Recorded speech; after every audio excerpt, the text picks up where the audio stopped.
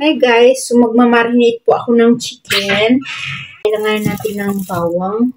Tagal na kami hindi nakapagluto guys ng adobo. Nagsawa. Halos linggo-linggo yung adobo yung niluluto namin. Kamusta kayong lahat? Guys, pasensya na hindi tayo nakapag-vlog. Tagal-tagal tayong hindi nakapag-vlog, no? Pasensya na po. Ewan ko, umabot po ako sa normal lang naman yun. Umabot ako na yung wala akong motivation, wala akong ganang mag-vlog kasi wala rin akong maisip na topic. Tapos, boring naman din po yung ating daily life, diba? Ito po yung gagamitin kong bawang. Medyo madami-dami siya. Para garlic yung ating adobo. Guys, alam nyo ba, nawala yung aking tripod. I-film nga sana ako ng product review tungkol sa Temu. Hinahanap ko yung aking tripod, guys. Hindi ko siya mahanap. Akala ko naiwan ko kay Habibi. And then, na-realize ko, dinala ko nga pala siya nung New Year's Eve. Doon sa space doon kung saan kami magpaputok ng fireworks. Dala ko yung guys, yung tripod, pati yung aking phone. Tapos, wala naman akong mapagsabitan. Hindi ko rin siya hinawakan. Binaba ko siya. Nasa mind ko na may tendency na makalimutan ko siya at naiwan ko.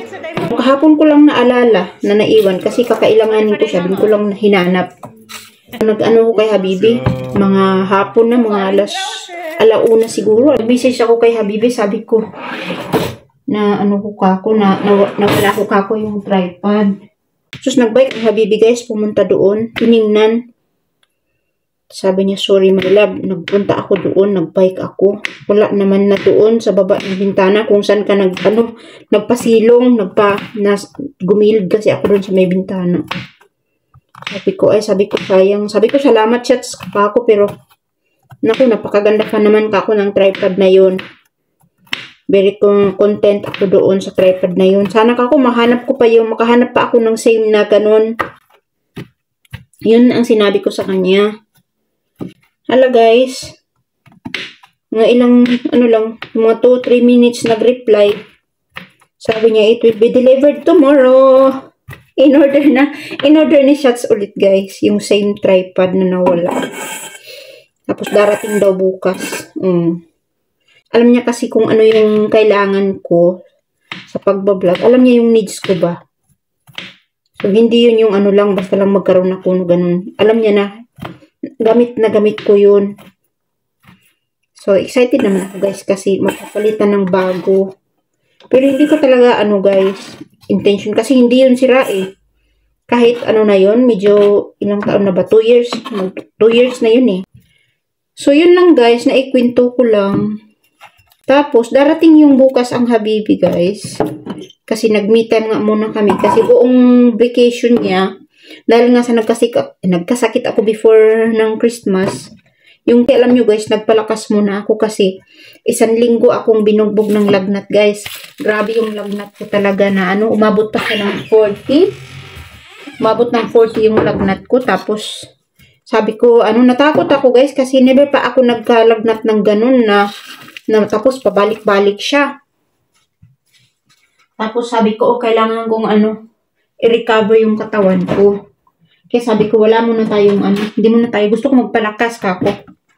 So, hindi kami gumawa ng yung mga activities na yung too much, ganun. Wala lang, nag-stay lang kami sa bahay. Pero enjoy naman niya yung bakasyon niya, guys. Kasi yung Habibi, sanay din yan na hindi kailangan ng yung magbakasyon ng buong ganun, ganyan. Na-enjoy naman namin kasi yung parang bakasyon niya is magkasama kami the whole time.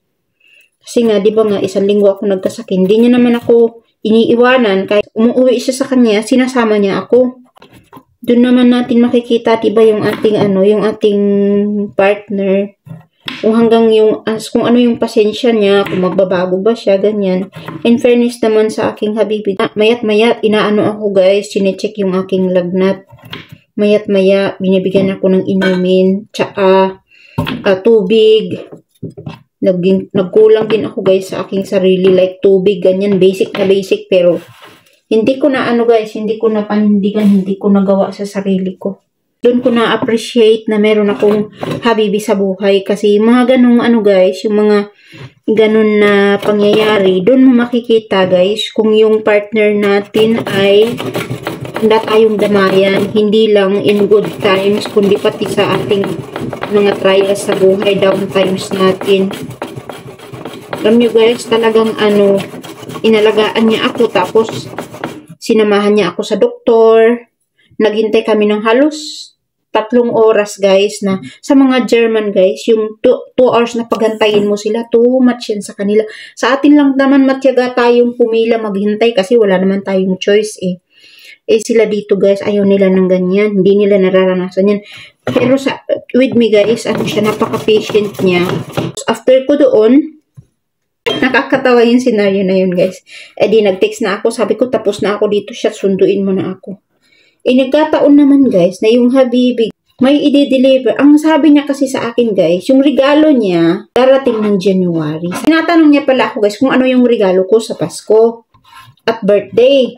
Sabi ko wala talaga akong guys yung regalo na yan, kasi yung focus ko that time is gusto ko yung gumaling, gusto ko yung bumalik yung sigla ko, kasi ayaw kong magkasakit. Kasi yung 2022 na yung pagsalubong namin ng 2023 guys, kaming dalawa lang dito kasi nagkaroon nga ako ng COVID that time. So yun ang ayaw kong maulit, na ma-isolate kaming dalawa dahil sa akin. Yung pala guys, ang ating habibi bumili ng bagong bed guys. Kasi yung bed ko nga naman guys is luma na. Tapos, pero okay pa naman siya. Okay naman. Wala naman akong complain. Never nga ako nagsabi sa kanya na, uy, kailangan ko na ng bagong bed, ganyan. Wala, siya ang nagkusa. Tapos, that time na nagpapasundo ako guys sa hospital, dun sa clinic. Tinawag ako ng doktor kasi binasahan ako nung result ng laboratory. Hindi ko siya nasagot guys. Nung paglabas ko, nakita kong tumawag siya. Kaya lumabas na ako guys, sabay tawag ko rin sa kanya. Nung paglabas ko guys, siya namang pag-alis niya dun sa parking space. Kaya tawag ako ng tawag, ang narinig ko lang sa kanya, yung kasi malakas ang ulan, yung ba ng car, yung pag ganun ba, yung inaalis yung tubig sa salamin ng car.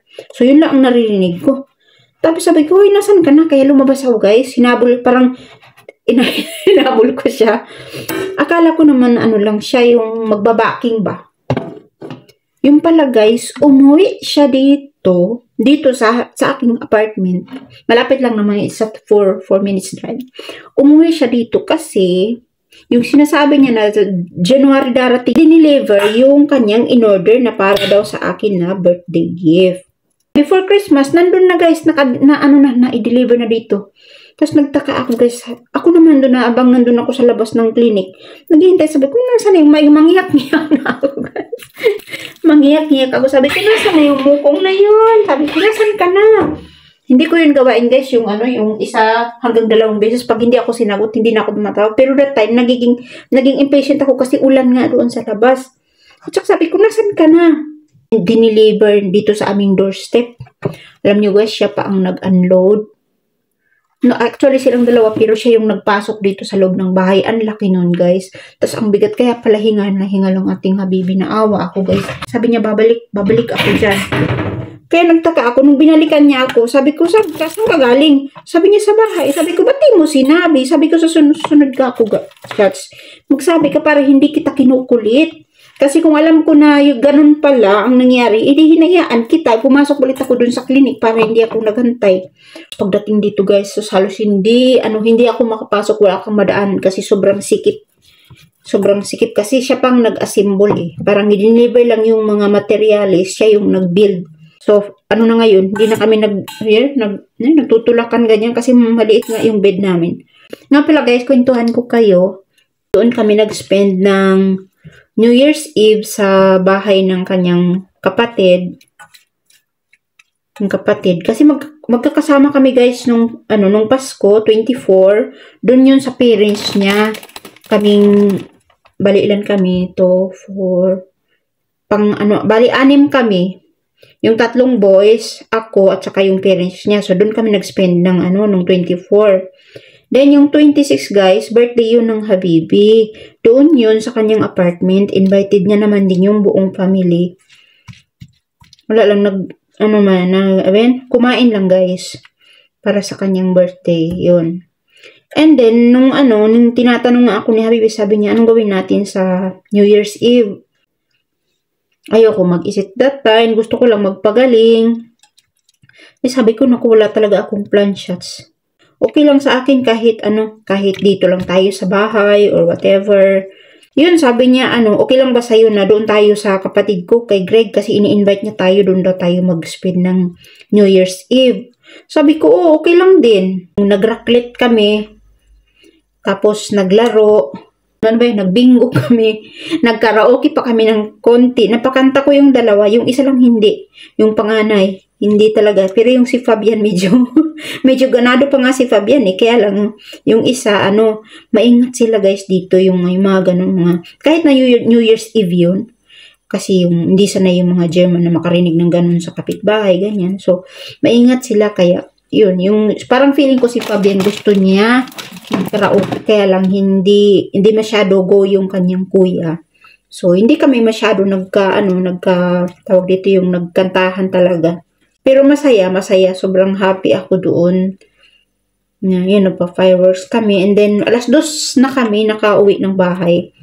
Pala itong mama niya, nag-text kay Habibi, sabi niyo, sasabay ba kayo bukas? Masyal, like, New Year's, mag-walking daw, kinabukasan. So, January 1 yun.